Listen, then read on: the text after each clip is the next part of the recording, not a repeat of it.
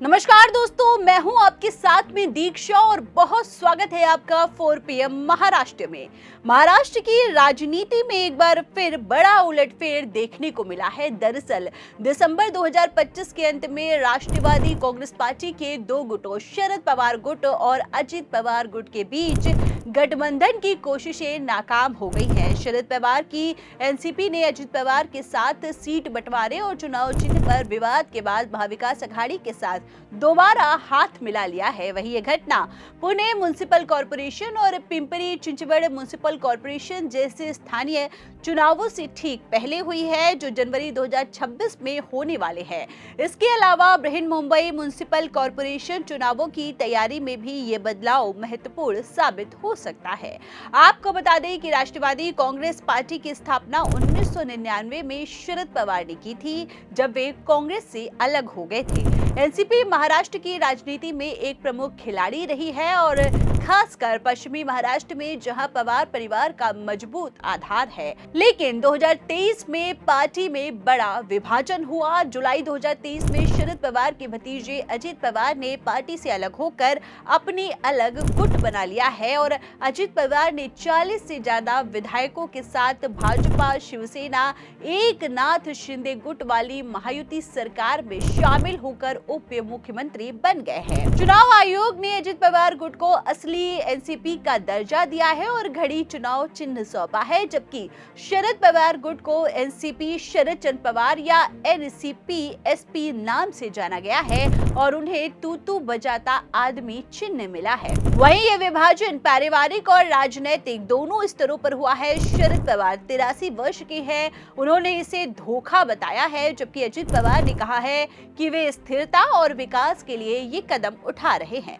2024 के लोकसभा चुनावों में दोनों गुटों ने एक दूसरे के खिलाफ चुनाव लड़ा और अजित पवार गुट ने महायुति के साथ मिलकर अच्छा प्रदर्शन किया है, जबकि शरद पवार गुट एमवीए का हिस्सा था। महाराष्ट्र विधानसभा चुनावों में भी अजित पवार गुट ने शरद पवार गुट पर भारी जीत हासिल की है, जहां अजित गुट ने 41 सीटें जीती हैं और शरद गुट केवल 10 पर सिमट गया है।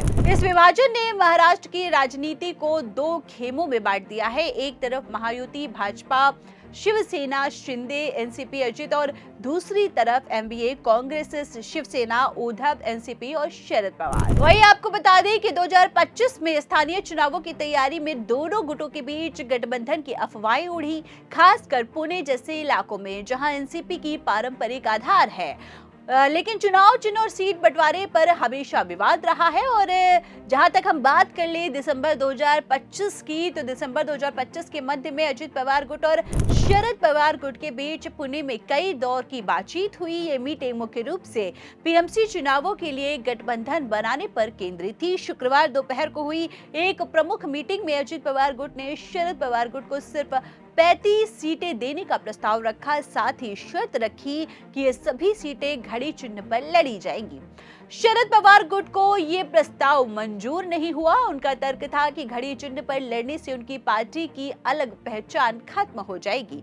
शरद पवार गुट ने 68 सीटों की मांग की थी, लेकिन अजित पवार ने कहा कि 2017 में एकजुट एनसीपी ने भी पुणे में केवल 43 सीटें जीती थी, इसलिए इतनी मांग अवास्तविक है। मीटिंग करीब 7 दिनों तक चली, लेकिन शुक्रवार रात को ये पूरी तरीके से फेल हो गई। शरद पवार गुट के नेताओं ने मीटिंग से वॉकआउट कर दिया और एनसीपी यानी कि एसपी के राज्य अध्यक्ष शशिकांत शिंदे ने कहा कि हम चुनाव चिन्ह पर कोई समझौता नहीं करेंगे। सभी उम्मीदवारों को घड़ी पर लड़ने की शर्त हमें मंजूर नहीं। वहीं अजित पवार गुट के पुणे शहर इकाई प्रमुख सुभाष जगपाल ने कहा कि कुछ असहमतियां थी, लेकिन वे सकारात्मक नतीजे की उम्मीद कर रहे थे। वहीं इस असफलता के बाद शरद पवार गुट ने तुरंत एमवीए के साथ संपर्क साधा है। सुप्रिया सुले शरद पवार की बेटी हैं और एनसीपी यानी कि एसपी के कार्यकारी अध्यक्ष हैं। उन्होंने मीटिंग से पहले ही कहा था कि वे अजित गुट से बात कर रही हैं, लेकिन कोई अंतिम फैसला नहीं हुआ।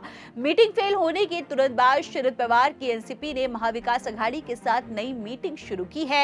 ये मीटिंग पुणे के शांताई होटल में हुई, जहां कांग्रेस, उद्धव ठाकरे की शिवसेना और शरद पवार की एनसीपी ने के कई नेता शामिल हुए। मीटिंग का मुख्य उद्देश्य पीएमसी चुनावों के लिए सीट बंटवारा तय करना था। कुल 165 सीटों में वे एमवीए ने प्रस्ताव रखा कि कांग्रेस, एनसीपी, एसपी और शिवसेना यानी कि यूबीटी प्रत्येक 50 सीटों पर लड़े और बाकी 15 अन्य सहयोगियों को दे।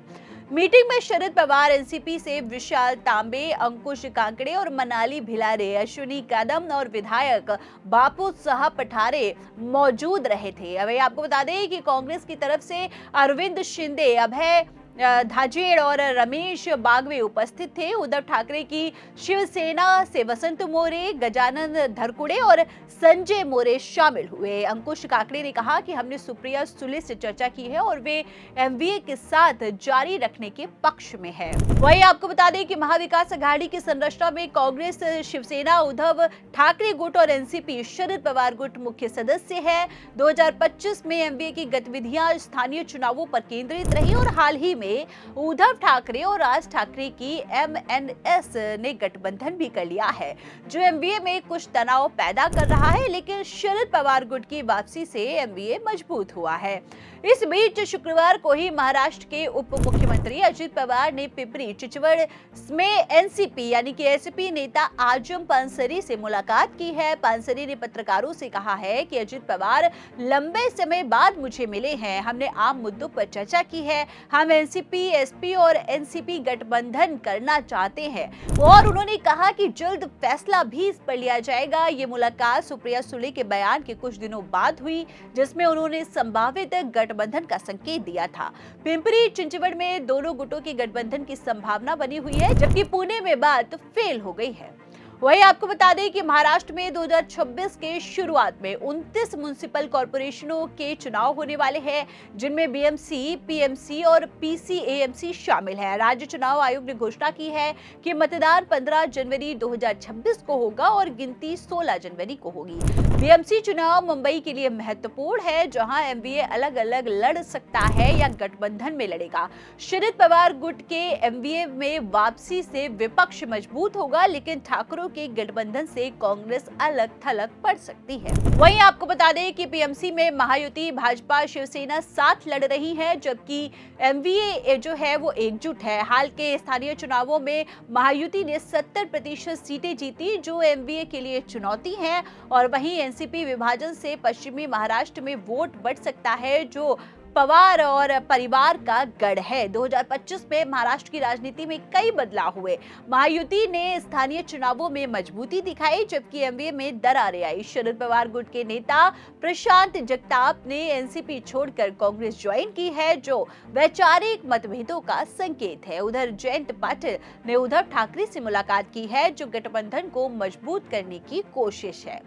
वहीं यह घटना दिखाती है कि महाराष्ट्र की राजनीति में गठबंधन अस्थिर है। शरद पवार की एनसीपी की एमवीए में वापसी से विपक्ष को नई ऊर्जा मिल सकती है, लेकिन चुनाव चिन्ह और सीटों पर विवाद जारी रहेंगे। आने वाले चुनाव लोकतंत्र की परीक्षा होंगे, जहां विकास और स्थिरता मुख्य मुद्दे रहेंगे। वहीं इस खबर पर आपकी क्या राय है, हमें कमेंट करके जरूर बताएं। फिलहाल के लिए इस खबर में इतना ही। ऐसी ही तमाम और बड़ी राजनीतिक खबरों के लिए बने रहिए और देखते रहिए 4 PM महाराष्ट्र। आप हमारे साथ जुड़ते हैं, उसके लिए आप सभी का धन्यवाद। नमस्कार।